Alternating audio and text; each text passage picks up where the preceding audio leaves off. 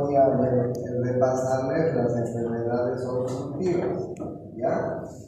Y luego vamos a pasar a las enfermedades restrictivas. Bueno, como ustedes saben, las vías aéreas son la porción que tiene a su cargo el paso del aire a través de ellos. Se distingue la vía aérea superior, la vía aérea inferior. Y las vías aéreas son las responsables de la mayor parte de las resistencias al flujo aéreo. ¿Okay?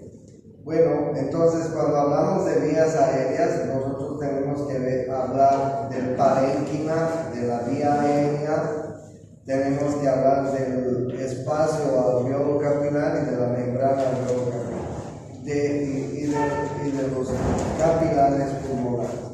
Entonces miren cómo está constituido el árbol. Primero es el árbol respiratorio. Pero ustedes vean que alrededor del árbol hay un parénquima pulmonar. Ustedes saben que en relación con los alveolos pulmonares están los capilares respiratorios que llegan a los alveolos, que envuelven a los alveolos y que van a ser los encargados del pasaje de gases, de oxígeno y dióxido de carbono. Ahí ustedes están viendo esta figura tan importante. Miren ustedes, vean bronquiolos principal. Primero está la tráquea, ¿no? Más arriba está la laringe, más arriba está la faringe y luego las fosas nasales. O sea, ¿dónde empieza el aparato respiratorio? Fosas nasales. Detrás de las fosas nasales tenemos la faringe, orofaringe, nasofaringe, orofaringe, laringofaringe. Debajo de la faringe tenemos la laringe, debajo de la laringe la tráquea. Hasta la laringe, vía aérea respiratoria. Debajo de la laringe, vía aérea respiratoria superior hasta la laringe. Y de la laringe para abajo, vía aérea respiratoria inferior. Entonces, bien, tráquea, bronquios principales, bronquios secundarios, bronquios terciarios. Si ustedes se acuerdan, los bronquios principales son estos dos de acá. El bronquio principal derecho es más corto, es más ancho y es más vertical. Y el bronquio principal izquierdo es más largo, más angosto y más horizontalizado. Luego vienen los bronquios secundarios. En el pulmón derecho hay 3 bronquios secundarios, porque como ustedes saben, en el pulmón derecho hay 3 lóbulos. Un bronquio secundario para el lóbulo superior, un bronquio secundario para el lóbulo medio, un bronquio secundario para el lóbulo inferior. En el pulmón izquierdo hay 2 bronquios secundarios, bronquio secundario para el lóbulo superior, bronquio secundario para el lóbulo inferior. Y después vienen los bronquios terciarios. En el lóbulo superior del pulmón derecho, los bronquios terciarios se dividen en apical, anterior y posterior. En el lóbulo medio se dividen en lateral y en medial. Y en el lóbulo inferior se dividen en apical y 4 basales. Basal anterior, basal posterior, basal lateral, basal medial. Bronquios terciarios, hasta allá. En el lado izquierdo, este es el bronquio principal, los bronquios secundarios, ahí está el bronquio secundario para el lóbulo superior, el bronquio secundario para el lóbulo inferior. El bronquio secundario se divide en bronquios terciarios. ¿Cuáles son los bronquios terciarios en el lóbulo superior del pulmón derecho? El ápico posterior, ahí ustedes están viendo, el anterior, el ingular superior, el ingular inferior. ¿Ok? Tiene 4 lobulaciones, los bronquios terciarios. Y en el lóbulo inferior hay un apical, aquí arriba está el apical, y hay 4 basales, el basal anteromedial, 3 basales, el basal anteromedial, el basal lateral y el basal posterior. Y de esta manera están los bronquios terciarios. Pero ahí no termina todo, porque después de los bronquios terciarios están los bronquiolos. Algunos libros les llaman bronquiolos terminales, bronquiolos respiratorios, y otros les llaman bronquiolos primarios, secundarios, terciarios y alveolos. Y ustedes vean que al final, en los bronquiolos funcionales respiratorios, que están envueltos por alveolos, vamos a tener allá los capilares pulmonares que están rodeando a los alveolos. Esos capilares pulmonares van a ser los responsables del intercambio de gases. Ahora bien, los alveolos son pequeñas cavidades que están unidos entre sí por septos, y que una de las funciones importantes es mantenerse inflados, insuflados. Los alveolos pueden colapsarse, pues en condiciones normales no pueden colapsar. Ellos tienen sustancias que van a hacer que los alveolos se mantengan en ese estado siempre. No se pueden colapsar. ¿Ok? ¿Cuál es la sustancia que evita que el alveolo se colapse? Es surfactante. Es surfactante. Así ustedes ya saben.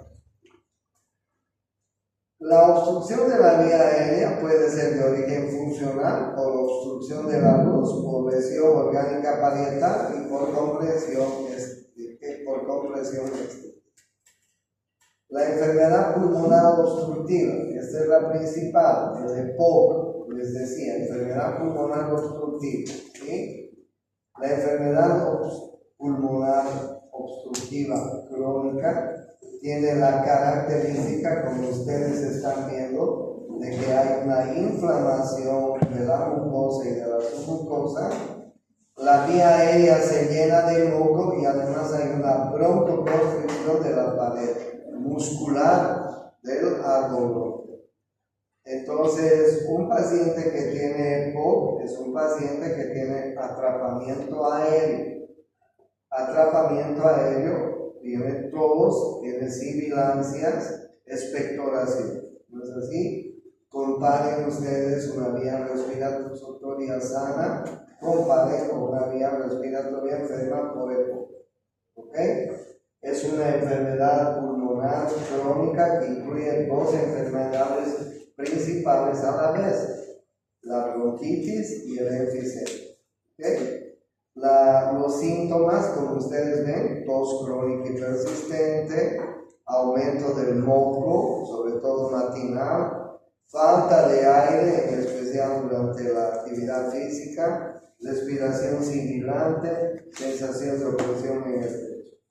Y las causas, pues el humo, fumar cigarrillos, el humo de leña, el humo ambiental, la contaminación del aire. Estas son las causas del EPOC. Sí, ya hemos visto eso. Ya no vamos a discutir de las causas. No hay mucho tabaquismo hoy en día, pero miren ustedes, el humo ambiental y la contaminación del aire es muy importante en la producción del EPOC. En la fisiopatología del EPOC hay inflamación de la mucosa por un edema. Hay metaplasia e hiperplasia de las células caliciformes. Hay una fibrosis cicatrizal y remodelación. Hay un acúmulo de macrófagos, hay acúmulo de linfáticos. Esta es la fisiopatología del EPOC, a tener en cuenta. Hay factores irreversibles y reversibles. Los irreversibles, como por ejemplo la remodelación de la vía aérea periférica, la reducción de la fuerza de retracción elástica del pulmón, el colapso respiratorio de los bronquiolos terminales. Esos factores son irreversibles, se ha producido una lesión del aparato respiratorio. Y los factores modificables que los médicos podemos modificar con tratamiento: el broncoespasmo con broncodilatadores, el edema infiltración o antiinflamatorios, y los tapones mucocelulares en la vía aérea pequeña, con mucolíticos expectorantes. No se dan antitusivos, ya les decía muchas veces. se les da mucolíticos, se les da expectorantes, se les da broncodilatadores a estos pacientes. Claro, y en su momento podría utilizarse antibióticos. Si se complica, no podemos utilizar antibióticos todo el año, es muy poco. Broncodilatadores, podríamos usar corticoides, el ejercicio es muy importante, la natación es muy importante. ¿Okay?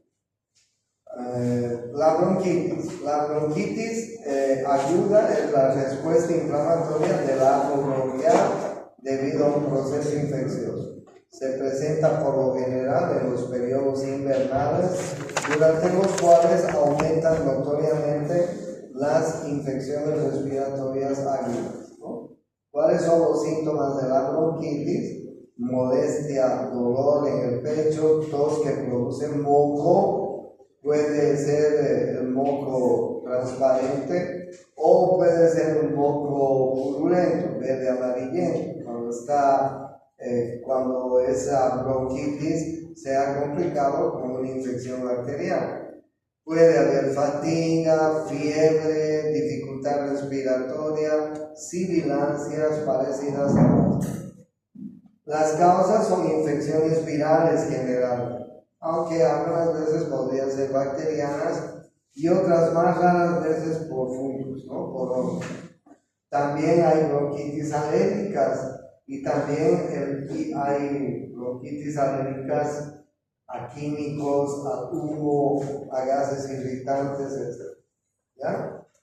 Entonces, esto es la fisiopatología de la bronquitis. Esta es la fisiopatología de la se divide en dos, por inoculación directa e inoculación directa del epitelio tráqueo bronquial por un virus o agentes físicos, químicos, polvo o alérgenos que llevan a la liberación de citocinas y mediadores proinflamatorios. Y la hipersensibilidad del árbol bronquial, las manifestaciones principales es la tos acompañada o no de flemas y sibilancias. Bueno, la bronquitis crónica es una tos crónica con producción de esputo excesivo con meses consecutivos en el año. Se produce un aumento del tamaño y número de las glándulas que secretan moco, ¿sí? Miren ustedes, glándulas que secretan moco, con inflamación y edema en la vía. Ustedes van a ver mucho de eso, pacientes respiratorios. Todos los días van a ver pacientes respiratorios.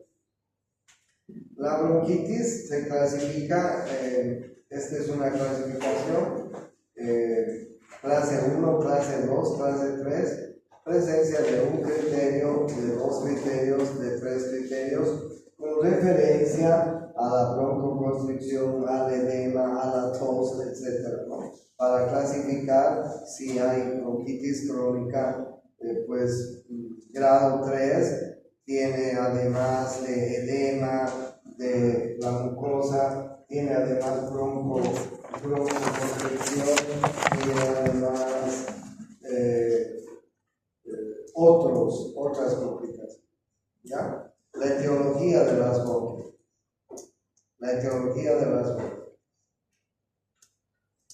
La inflamación crónica, la vasodilatación, congestión y edema de la mucosa. Ahí ustedes están viendo los criterios. Si continúa la irritación, las glándulas bronquiales se agrandan y aumentan el número de células calciformes que van a aumentar la secreción de moco. Los cilios que tapizan el árbol traqueobronquial disminuyen en número, pues, y a veces desaparecen. Los bronquios periféricos se ocluyen. El cigarrillo es la causa más común de la bronquitis crónica y no hay precondición por sexo, edad o edad.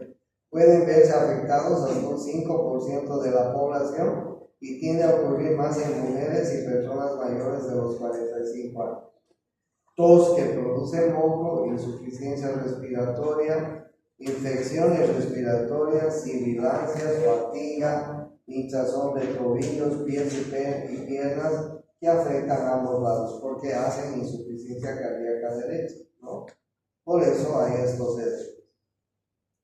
El diagnóstico, pruebas de función, gasometría arterial, espirometría, rayos X de tórax, oximetría de pulso, pruebas de esfuerzo, son lo que nosotros tenemos a mano para poder hacer el diagnóstico de enfermedades respiratorias.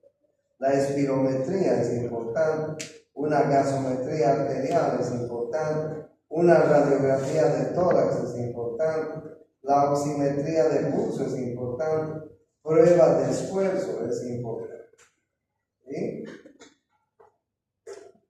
Entonces, bien, miren, hay un aumento de la trama broncovascular cuando se trata de bronquitis crónica, ¿no?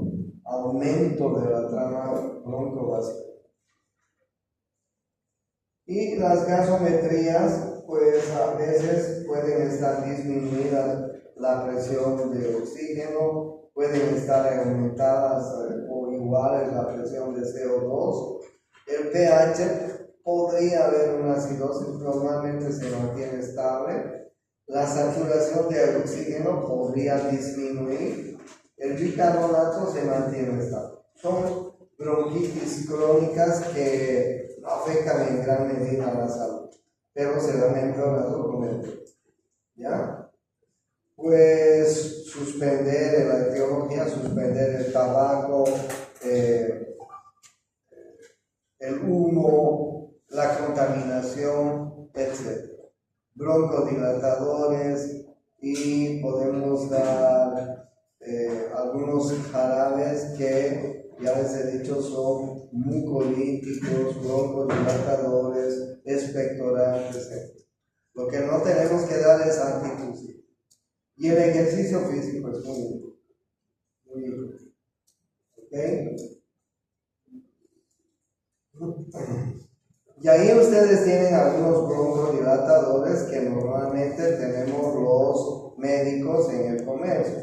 El más frecuente que usamos siempre es el salbutamol. Empezamos con salbutamol, pero tenemos otros que son también de buena clase. Pero el salbutamol es un broncodilatador muy importante. Nebulizaciones con salbutamol, en fin, es importante. Corticoides podemos dar, pero ustedes saben que el corticoide no se puede dar permanentemente.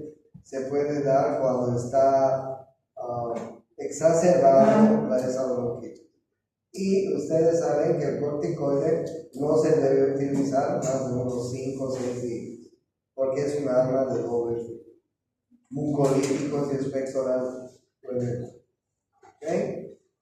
La bronquiectasia. La bronquiectasia es una inflamación anormal, permanente y distorsión en los bronquios y bronquiolos. Se clasifica en cilíndrica, fisiforme y sacular. Tos crónica, infecciones recurrentes, esputo aumentado, a veces hemoptisis. ¿Okay? El tratamiento, drenaje de secreciones, antibióticos, broncodilatadores, corticoides, oxigenoterapia. ¿Okay? En la bronquiectasia, los bronquios están pues casi colapsados y entonces hay una gran producción y gran secreción de moco y tos. ¿No es así? Miren la trama broncovascular, cómo se aumenta en estas enfermedades crónicas. Y además hay visión de colapso, parecerían cuadros neumónicos, ¿no? Porque a veces se complican con infecciones bacterianas. La bronquiolitis. La bronquiolitis es una enfermedad común en los niños. Afecta a los niños menores de 2 años, con un pico de 3 a 2 meses. La causa más frecuente de una bronquiolitis es el virus sincitial respiratorio. Pueden haber otros virus que produzcan bronquiolitis en niños, como la influenza, la parainfluenza, el adenovirus. ¿Cómo se propaga cuando se está en contacto directo? con alguien que tenga la enfermedad, tos o estornudos, en fin, es un contagio directo. ¿Sí? Es un contagio directo. Ahí ustedes ven el bronquiolo sano en esta parte de la figura y ahí ustedes ven un bronquiolo con bronquiolitis, ¿no? Claro, ustedes ven el edema en la mucosa, en la submucosa, la cantidad aumentada de moco. Bueno, y es bien notorio el virus que va a cerrar los bronquios, ¿no? Hay factores de riesgo, estar expuestos a la contaminación ambiental, ser menor de 6 meses, vivir en condiciones de hacinamiento, no ser amamantado, nacer antes de las 37 semanas de gestación, porque a veces algunos niños nacen muy prematuros y no nacen con la sustancia tensioactiva que mantiene los alveolos en su buena capacidad vital. Los síntomas de una bronquiolitis son fiebre, tos, sibilancias, aumento del diámetro del tórax, tirajes, piel morada, respiración rápida, taquipnea, las fosas nasales se ensanchan al respirar. Estos son los síntomas y signos de una bronquiolitis. El enfisema, agrandamiento de los espacios alveolares, pérdida elástica y destrucción de la pared septal alveolar. Las causas: fumadores, contaminación del ambiente, ¿sí? Peligros ocupacionales y puede haber una causa heredofamiliar. Los enfisemas, como les mostré en la anterior clase, pueden ser centrolobulares o panlobulares. El síntoma de un enfisema: disnea, tos no productiva, cianosis, tórax en barriga, porque hay un gran atrapamiento de aire en estos pacientes. ¿Okay? Entonces miren cómo el enfisema va pues aumentando su lesión. Hay un gran atrapamiento, por eso es que los pacientes con enfisema tienen un gran tórax, como si fueran fisiculturistas. ¿Okay? La fisiopatología puede ser una deficiencia de alfa-antitripsina, falta de la enzima que metaboliza la tripsina, es una enzima digestiva. Si la tripsina no se metaboliza, causa destrucción del tejido pulmonar. ¿Okay? El asma, ya hemos hablado mucho del asma, es una enfermedad pulmonar obstructiva, difusa, caracterizada por tos, disnea y sibilancia. Es una enfermedad inflamatoria crónica de las vías aéreas. La característica que define el asma es la inflamación de los bronquios, bronquiolos, lo cual conduce a que se hagan más gruesos y la luz más estrecha. Producen más moco y sus fibras musculares se contraen, se produce una broncoconstricción. Los bronquios inflamados son excesivamente irritables y muy sensibles al contacto con distintas sustancias inhaladas. Y ante determinadas situaciones, estímulos en conjunto se llaman agentes desencadenantes. Entonces ya saben cuál es la triada del asma, ¿no? Hay una broncoconstricción por inflamación de la capa muscular, hay un edema alveolar y hay una gran cantidad de moco. ¿Es así? Ustedes pueden ver que en el asma hay una obstrucción de la vía aérea. Por eso es que los niños con asma tienen dificultad en la respiración. El asma alérgico o extrínseco implica que el asma es el resultado de una reacción antígeno-anticuerpo en las células del tracto respiratorio, causando una liberación de histamina, enzimas del tracto digestivo. El asma idiopático o intrínseco es el resultado del imbalance del sistema nervioso autónomo. El asma no específico, el origen de la reacción no es conocido, y el ataque asmático puede aparecer después de una infección viral, cambios emocionales, ejercicios, etc. En general, las causas no son conocidas, pero la herencia juega un papel muy importante. El asma se considera una enfermedad genética. Alergias, factores ambientales, comienza a edades menores, de 5 a 15 años. Después de los 30 se considera un específico. En ocasiones el comienzo es en la adolescencia. En ocasiones en la adolescencia la enfermedad desaparece. ¿Okay? Comienza en la niñez, desaparece en la adolescencia. El diagnóstico depende de las pruebas cutáneas que hacen los inmunoalergólogos, ¿no? El asma alérgico, los niveles del anticuerpo del suero son 6 veces más de lo normal. En el asma idiopático existe una respuesta anormal a las drogas, y en el asma no específico presenta frecuentemente pólipos nasales e intolerancia a la aspirina. En la fisiopatología hay una eosinofilia, si pedimos un hemograma.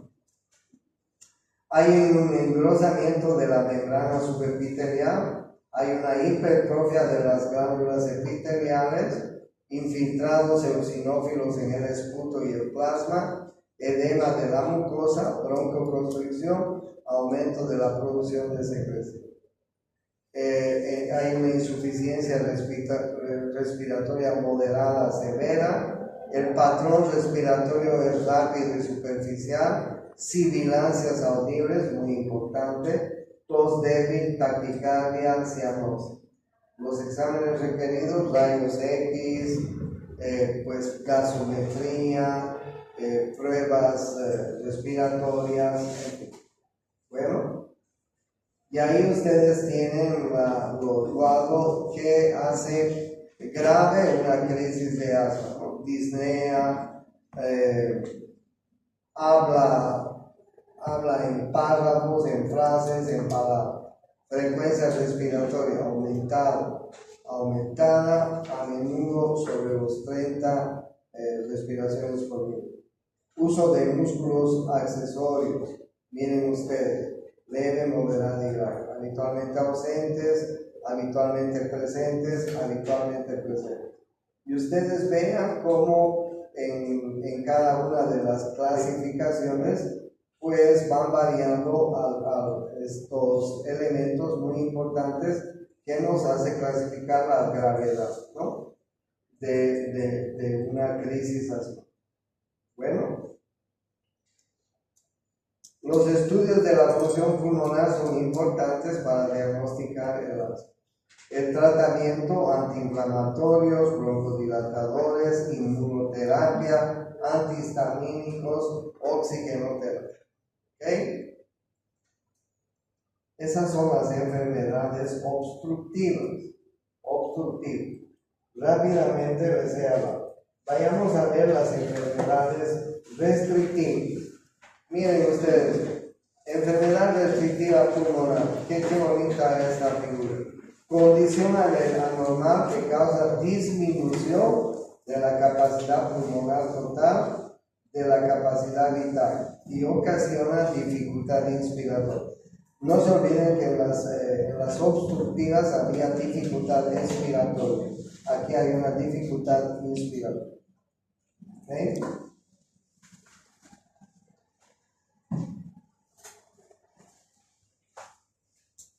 Enfermedades restrictivas, alteraciones del parénquima pulmonar, atelectasias, neumonías, tuberculosis, fibrosis pulmonar, que producen enfermedades restrictivas, trastornos pleurales, neumotórax y derrames, deformidades y trauma torácico, cifoescoliosis, tórax inestable, síndrome de Pickwick en la obesidad.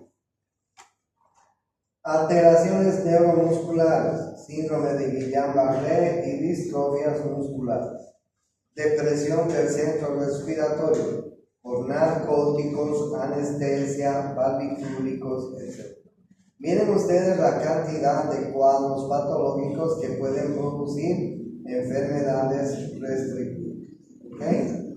La telectasia, nuevamente la telectasia, es una enfermedad obstructiva con sus variedades intra y extraluminales, por contracción o fenómeno de retracción, por compresión o relajación, por déficit de surfactante o atelectasia en placas.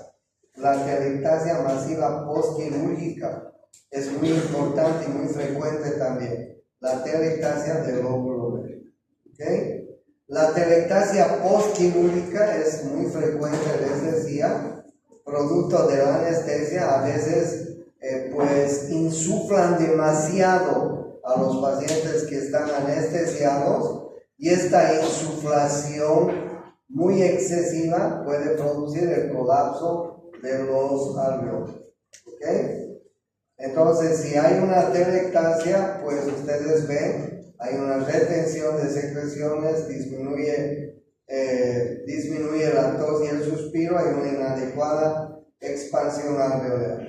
Bueno, la atelectasia puede producir un colapso alveolar y puede haber una disminución del surfactante. Ahí ustedes ven la atelectasia. Bueno, la atelectasia disminuye el área ventilatoria, hay una retracción de las estructuras vecinas, hay una alteración de la relación ventilación-perfusión. A veces se pueden asociar a neumonías que van a dar insuficiencia respiratoria y que van a ser las causantes de retención de secreciones bronquiales. Atelectasia. Las neumonías bacterianas. Como ustedes saben, la neumonía es una enfermedad muy común, muy frecuente. Inhalación de microorganismos que existen en el aire por contagio directo. Broncoaspiración de microorganismos de nasoorofaringe, diseminación hematógena a partir de un foco distante de infección, que puede pasar también, diseminación directa desde un foco de infección vecino o por lesión penetrante, que puede también ser la causa. ¿Okay? En la neumonía bacteriana, ¿cuáles son factores de riesgo? Pacientes que tienen EPOC, bronquiectasias, fibrosis quística, fibrosis pulmonar, diabetes, insuficiencia renal, cirrosis en mayores de 65 años. ¿Sí? Factores de riesgo: que hayan tenido internaciones previas, broncoaspiraciones, esplenectomías previas, desnutriciones, alcoholismo crónico. Miren cuántos factores de riesgo para que se produzcan neumonías bacterianas. Son muy importantes los factores de riesgo. ¿Okay? Bueno, en la neumonía puede ser lobular o una bronconeumonía. Como ustedes se dan cuenta, ya hay una condensación pulmonar. Esta condensación pulmonar va a ser radiológica y laboratorialmente definida, porque si pedimos un rayos X antero-posterior, AP y lateral, vamos a constatar la condensación. Si pedimos laboratorialmente un hemograma, vamos a ver que hay una leucocitosis con desvío a la izquierda. Los signos y síntomas de una neumonía pues son claros, ya vamos a ir viendo. Hay una reabsorción y o fibrosis, puede haber abscesos y o enfiesos. Las neumonías generalmente son causadas por bacterias gram positivas, pero también pueden ser causadas por bacterias gram negativas. Y no se olviden que en la neumonía influyen mucho los factores predisponentes. ¿Okay? ¿Cuáles factores predisponentes? Todos estos que les estoy mostrando en la figura.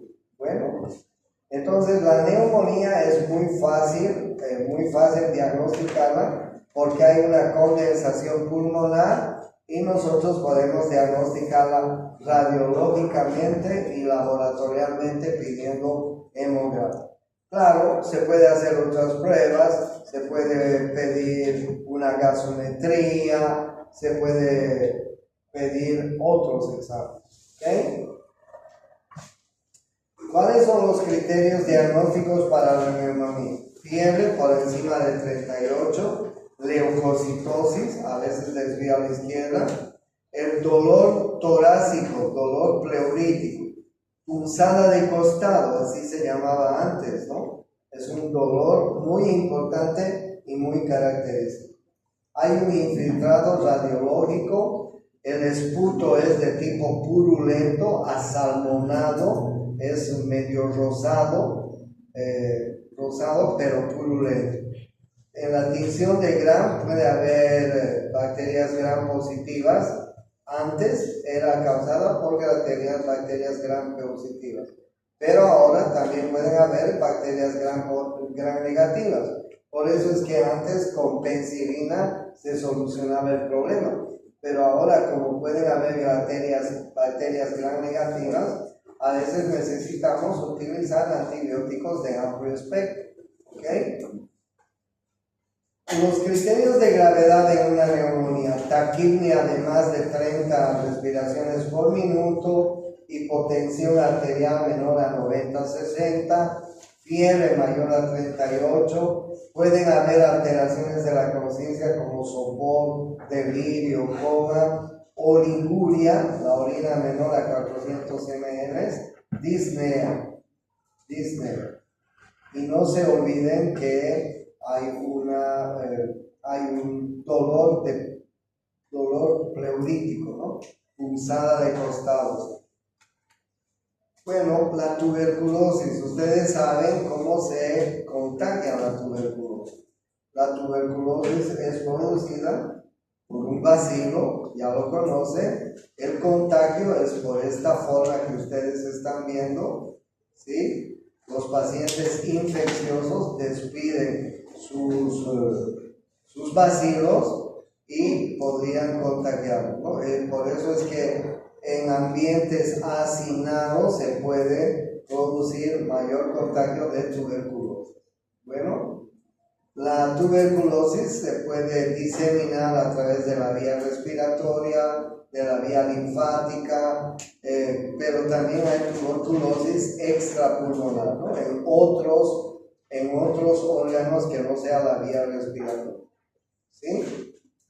Entonces, bien, y en los aspectos inmunológicos, hay una reacción inflamatoria muy importante producida por polipófonucleares macrófagos. Hay una liberación de macrófagos e interleucinas, hay una liberación de linfocitos y citocinas, y la tuberculosis, como ustedes saben, produce granulomas tuberculosos, células etiloides y de tipo de Langerhans. El granuloma tuberculoso es muy importante en las tuberculosis proliferativas, ¿sí?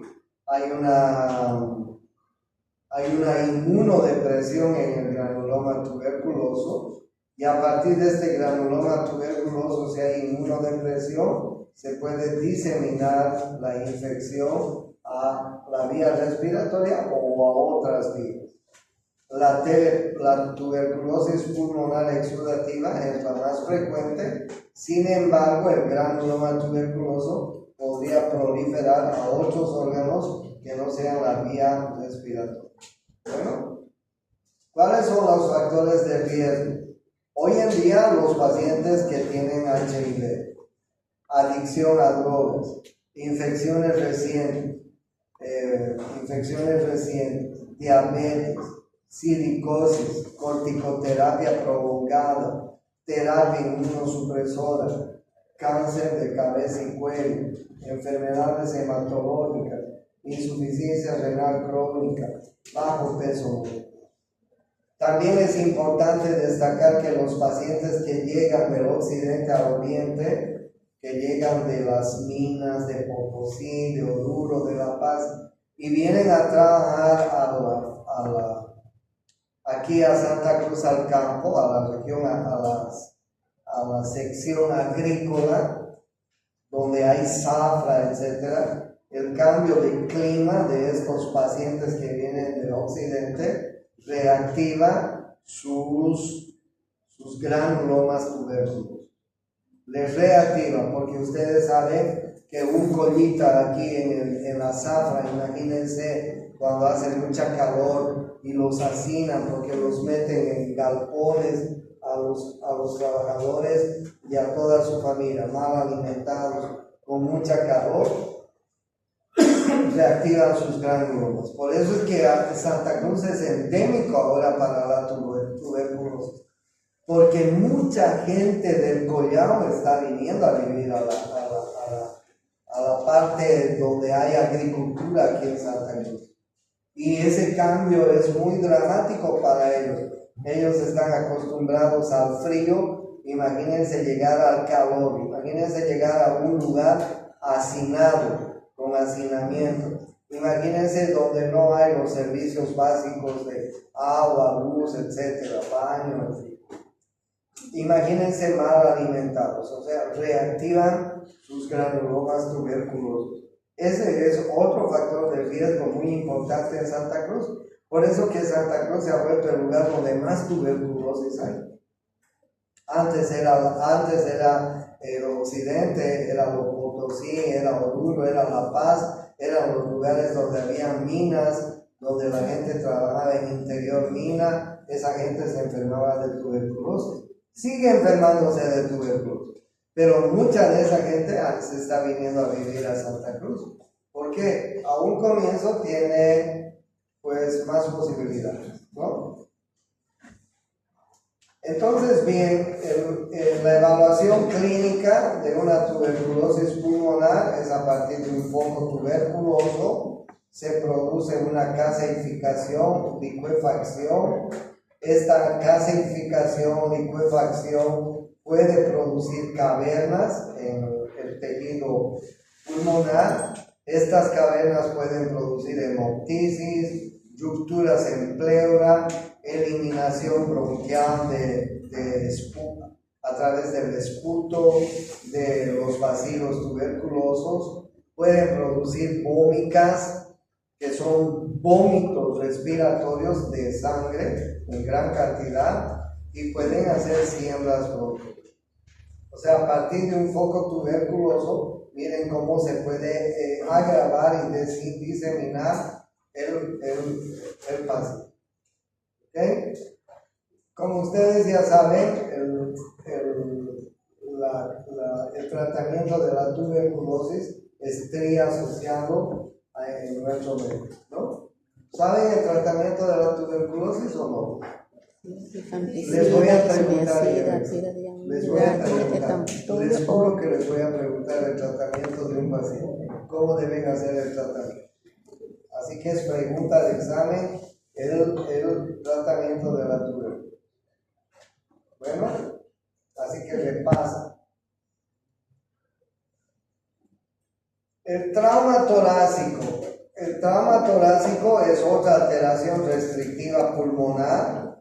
El trauma torácico puede producir hematomas, colapso alveolar, puede producir alteraciones de la presión intratorácica. Este trauma torácico puede ser producido o puede producir, contusión pulmonar, puede producir hemorragias e hipovolemia, hipoxemia, hipercapnia, hipoventilación. O sea, imagínense un accidente de tránsito, imagínense un trauma torácico con fracturas costales, imagínense una compresión torácica, imagínense un trauma torácico donde se altera la presión intratorácica, ¿no? Realmente va a haber todos estos cambios que ustedes están viendo en esta diapositiva.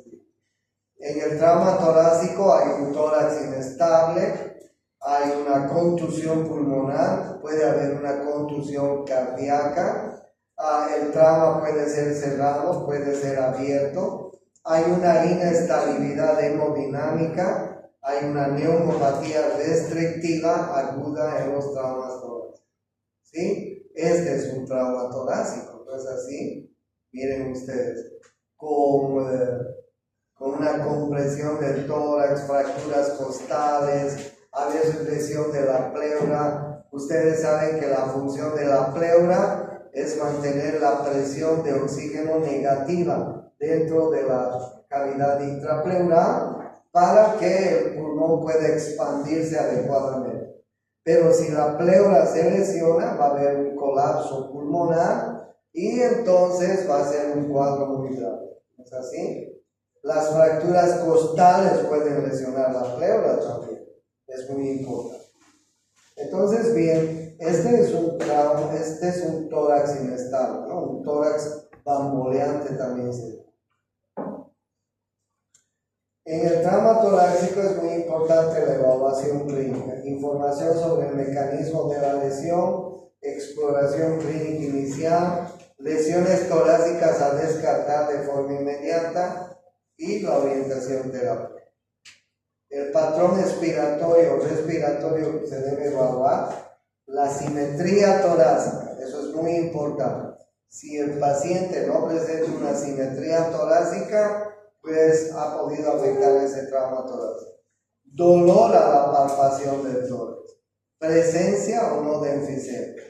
Y en el estado hemodinámico puede haber una presión arterial que esté disminuida, una infiltración yugular y otros signos de afectación hemodinámica importante. ¿Ya? Las lesiones torácicas a descartar en el trauma torácico: obstrucción de la vía aérea superior, neumotórax a tensión, neumotórax abierto, hemotórax masivo, tórax inestable, taponamiento pericárdico. Miren ustedes cuántos cuadros puede producir un trauma torácico. ¿Ok? ¿Y cuál es la orientación terapéutica? Pues el ABCDE que ustedes ya conocen, ¿no? El A es la vía aérea, el B es breathing, la respiración, asegurarse de que esté respirando. El C es mantener la cardiocirculación, es decir, hay que asegurarse de poner una buena vía, de pasar líquidos, electrolitos. El D es evaluar el déficit respiratorio, A, vía aérea, airway. B, breathing, respiración. C, cardiocirculatorio. Y D, déficit neurológico. El E es el exposure, la exposición del paciente. Entonces, en la orientación terapéutica hay que hacer el A, B, C, D, E del ATLS. Bueno, el derrame pleural. En el derrame pleural hay una disminución de la presión oncótica, hay un aumento de la presión hidrostática, hay un aumento de la permeabilidad pleural. El derrame pleural puede producir además irritación peritoneal, hay una disminución del drenaje linfático, hay un aumento de la presión intrapleural, ¿no? Normalmente es negativa, se hace positiva. Entonces, ¿cuáles son los mecanismos del derrame pleural? A veces pueden ser por trauma, pero también pueden haber otras causas, ¿no?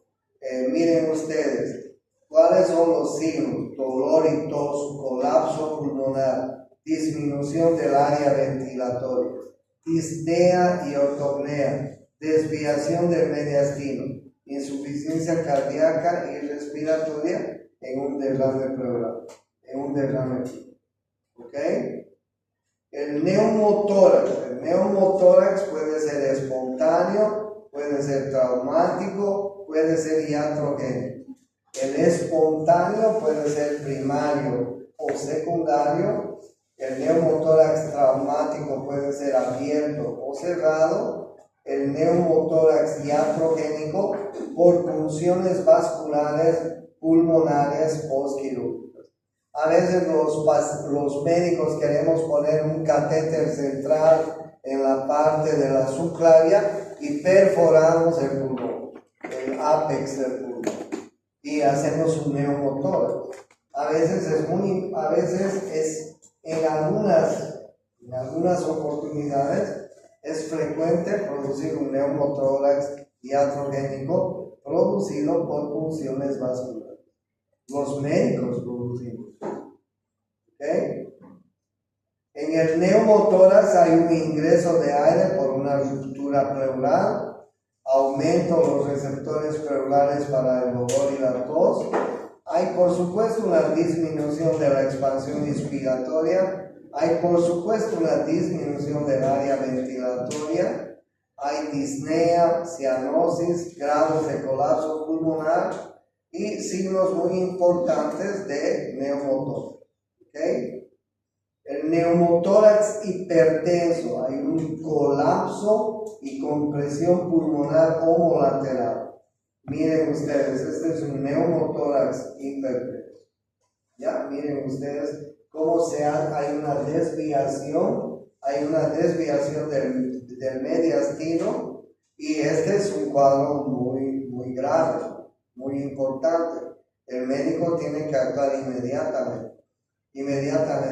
Miren ahí, ha habido una lesión, una ruptura de la pleura, probablemente por una fractura costal, ¿no es así? Y hay un ingreso de aire en la cavidad pleural. Y por supuesto hay un colapso pulmonar, por supuesto hay una desviación del mediastino hacia el otro lado, todo el mediastino se desvía hacia el otro lado. Entonces, este es un cuadro muy grave y agudo. El médico tiene que inmediatamente solucionar este problema.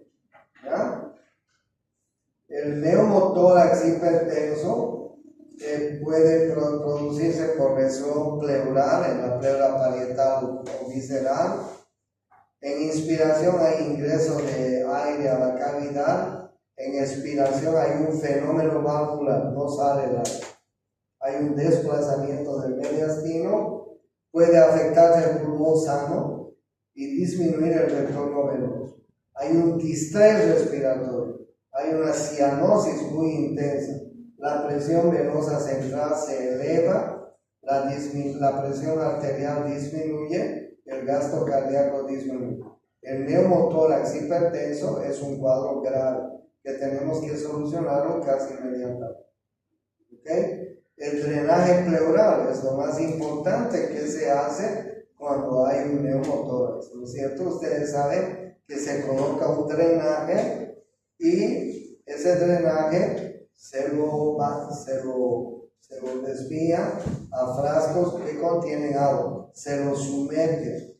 Se llama drenaje en sello de agua, ¿no? En sello de agua. Las depresiones del sistema nervioso central también producen neumopatías restrictivas. Lesiones del sistema nervioso central, aumento de la presión intrapulmonar, alteraciones del centro neumotáxico, alteraciones en la frecuencia, ritmo y profundidad respiratoria. Hay una disminución en el manejo y la respuesta al estímulo ventilatorio. Hay una disminución en el mecanismo del suspiro, hay una neumopatía restrictiva. Claro, ustedes se dan cuenta, ¿no? Si tenemos un paciente con depresión del sistema respiratorio, pues este paciente va a tener una neumopatía restrictiva. ¿Okay? La obesidad también puede producir una neumopatía restrictiva. ¿Okay? Claro, imagínense un gran obeso que tiene un volumen abdominal muy grande, nos va a producir una neumopatía restrictiva. ¿Ok? Bien, vamos.